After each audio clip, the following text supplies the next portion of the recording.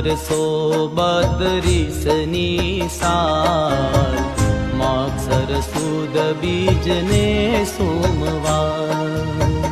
બહુચર માના નામે કરી નોતરા સૌને દીધા ફરી.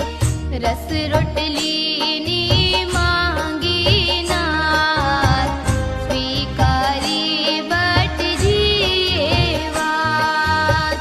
ઘેર આવીને પીકર પડી